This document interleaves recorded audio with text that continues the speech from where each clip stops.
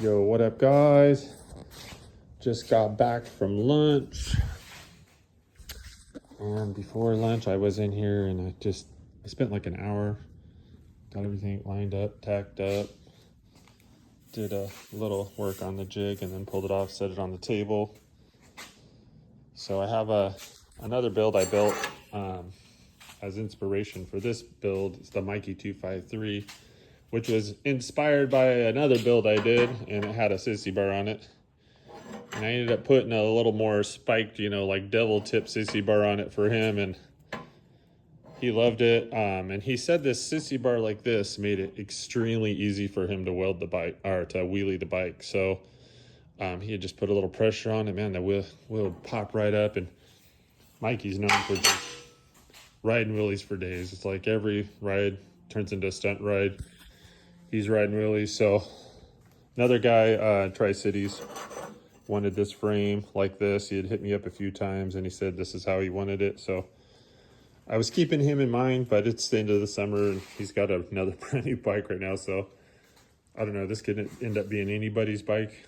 I might even keep it. I don't know if it sits here too long. I might go ahead and powder coat it and just build it out. But I did a bunch of changes. They're all going to be slight and subtle. Usually here I put a little gusset in that's straight and it hits the radius, and then I put a top fill. On this one I was thinking about, because the inspirational bike had like a frame gusset here, so I was thinking if I could do a frame gusset to a second weld to the head tube. This is like there's like a root weld and then a fill weld, so as many welds as I can get on a non-suspension front head tube, the better. So, another thing is the foot pegs. I kind of like them right in this area here, right after the radius mark. It's harder to weld it that way. This is the absolute easiest way to put the foot pegs and weld them, because you can come in here with your welder and get a nice big clean big one-shot weld and then flip it over and done, as opposed to here, you kind of got blind spots where like I could get a little here and then I have to come over here and get a little here, and then I gotta flip it over and get over here, and then I gotta come over here. 15-20 minutes later. But I like it like this because of the leverage, because now you've got the integrity of this DOM tube sitting on the frame if you're standing up or doing something, and then the weld, not just the weld holding it on. So if you hit this thing, I don't know, it's you're more or less likely to, because you got a little bit more height here. So but yeah, so I got on Amazon and I got on Go Power Sports and the Megamoto wheel setup and tires, and everything was like within $40 of like list pricing, but Amazon said free shipping today. So I paid a little bit more up front and got the free shipping. It's going to be here today, as opposed to Go Power Sports. Their pricing was a little bit cheaper, but they would have added on a bunch of shipping. It would probably been 40, 50, 60 bucks for shipping. And anybody that's used them knows that they're super big, super busy. So they'll take a week or two to fill my order, and then it takes like 2 weeks to get here. And Washington from Texas, it's like states away. So I just said screw it, expedited it. So they should be here. So before I weld this out, I'm going to get the wheels in and mock up my motor and make sure everything's going to line perfectly before I fully weld it out. Make sure I don't have to do any tweaks. Like I said in another video, I already had this file. I just added the turnovers. Instead of like the original inspirational build, I did cross members and then welded on. So this is 3/16. The other thing too is I noticed the chain on the other one, this came back like an inch longer, and then you had the radius of the tube, and the chain was getting real close to the engine plate. So I shrink this back an inch, and then I put the radius on the engine plate itself. So this should have no problems with the chain coming close to the engine plate.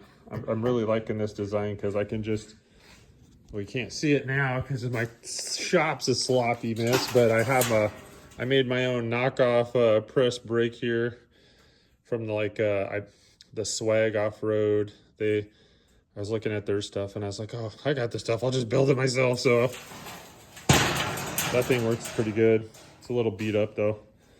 Probably gonna make a new bottom dive for it if I start banging out the bins like this. But yeah, that's where this is. The Cruiser, I'm probably like, I don't know, 75% there. Still got to build the front end for it.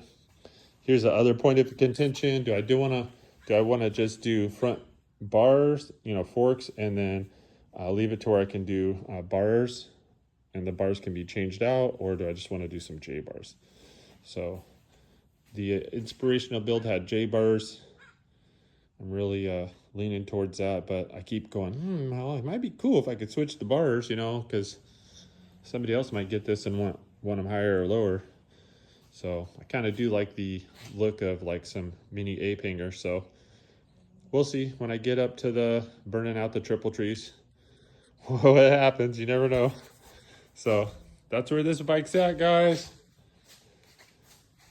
I'm gonna sit down and start designing some parts. I do have plans for this YouTube page. I am gonna do more like tool reviews. A lot of people have these STV CNC tables and nobody uses the software that comes with them, and I absolutely love it because it's free and easy and it's linked, and I'm not going from program to program to program. It's just all connected. So I was thinking about doing some videos on that, like a video series on my plasma table.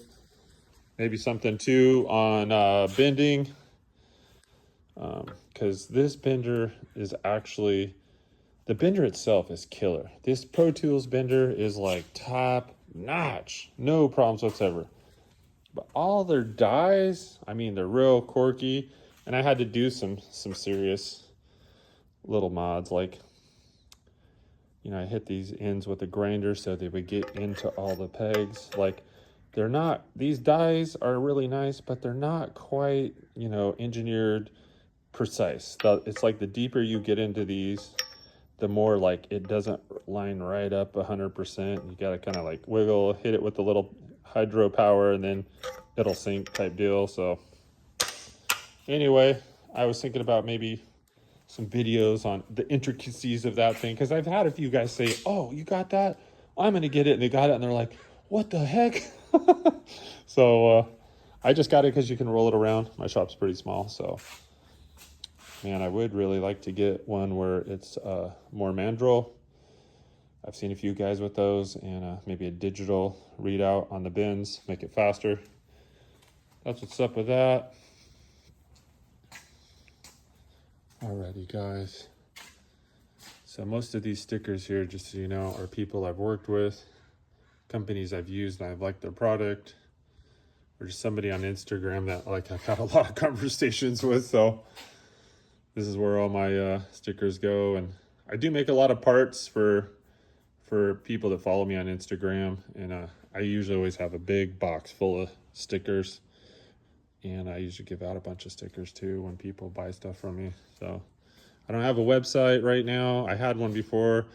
It was overwhelming, got rid of it. I was thinking about maybe doing something small scale, just my stuff.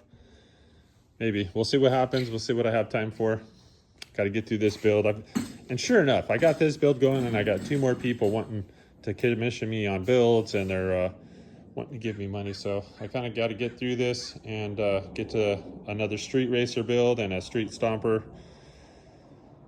That's what's up. Late.